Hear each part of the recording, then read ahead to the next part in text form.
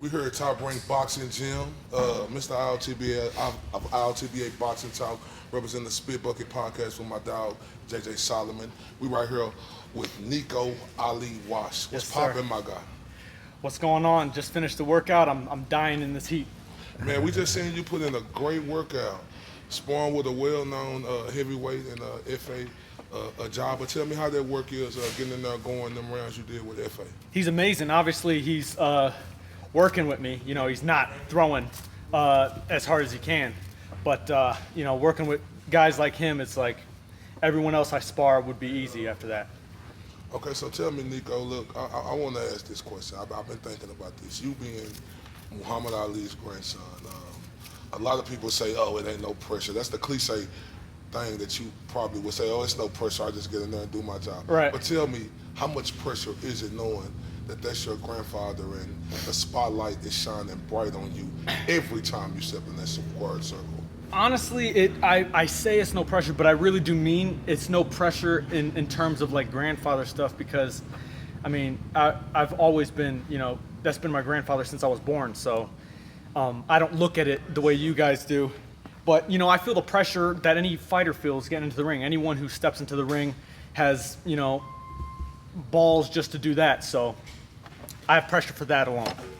Nico, you've seen Madison Square Garden. You fought in MGM in Vegas, big lights. Obviously, you've got the royal name in the business. People would say maybe this is too much too soon. How are you handling that? Is that something that's accurate, or how are you handling the growth and the progression? You know, a lot of people thought it was too much too soon. I would say most people did before I had turned pro. Even when I had the meeting with Bob Arum, when I was signing with Top Rank, he said, "Are you sure? You know, this is a lot of pressure. You know, going on ESPN, your first fight. You know, nobody does that. You know, for the pro debut, and so on." So he said, "Are you sure you could do this?" I said yes, but I was lying. I didn't know if I could do it. But after the first fight, I was like, you know what? I think I was born for this, and ever since it's been smooth sailing. Now, there's been an obvious improvement from fight after fight. We can all see it. When you first set out on your boxing journey, man, where would you say you are with your, with your original expectations for this point in your career? How would you say you're lined up with the results thus far? I'm definitely surpassing where I thought I would. My biggest thing that I'm proud of myself for is, you know, being able to fight under those lights, being able to tune that all out, which I feel like I'm getting better and better each fight. Like it's, you know, when I go out to fight, it's not, I could be fighting in front of 1 million people or 100 people. It'll be the same amount of pressure, and I think that's a blessing, so I'm proud of that. So, with my partner JJ, he asked you a question earlier about, you know, your first fight being on ESPN. A lot of people will say he on ESPN because of his grandfather. What would you say to that? Absolutely. I am on ESPN because of my grandfather, you know, but I'm staying on ESPN because of me. You know, if I went onto ESPN, obviously I'm getting the opportunity because of my grandfather. So if I went onto ESPN and if I absolutely sucked my first fight, then I would not be fighting on ESPN right now, you know. So I got there because of my grandfather. I'm happy for that, but I stayed there because I kill it in the gym and I'll do anything to be great. What's your thought of the current landscape, man, at 160?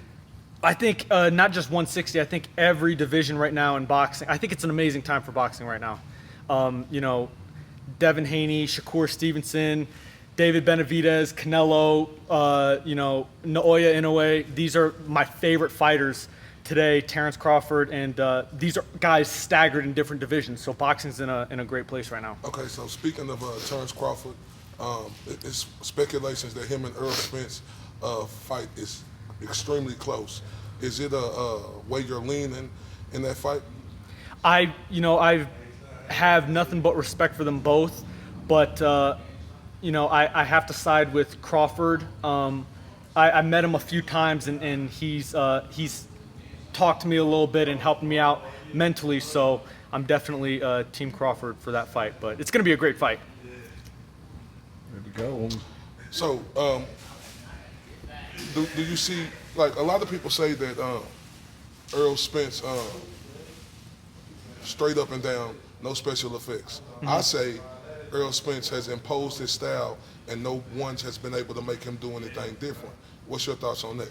I don't think people can. I don't think anyone could beat Errol Spence right now.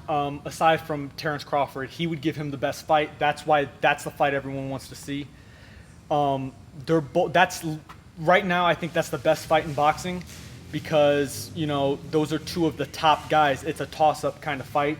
So yeah, those are the best guys in their division. So Nico, when we expect to see you back in the ring? August 20th. August 20th, you have an opponent? San Diego. I have an opponent. It's a rematch with the guy I fought for my third fight. It's the only guy I've gone the distance with. Okay. It's the guy that's given me my toughest fight. So we're running it back, righting my wrong, and it's going to be good. So what do you got to say to a lot of the doubters out there? We see you in the ring, but there's a lot of doubters out there saying, oh, ESPN just putting him on because of his grandfather. What do you got to say to the doubters? Because Mr. RTBA, JJ Solomon, RTBA Boxing Talk, representing the Spit Bucket Podcast, we seen you in there putting in all work, but the doubters don't see that. What's your message to them? I say side with the Spit Bucket Podcast people. The doubters keep watching, keep tuning in because, doubters make it fun, and I always compare myself with my grandfather when it comes to hate.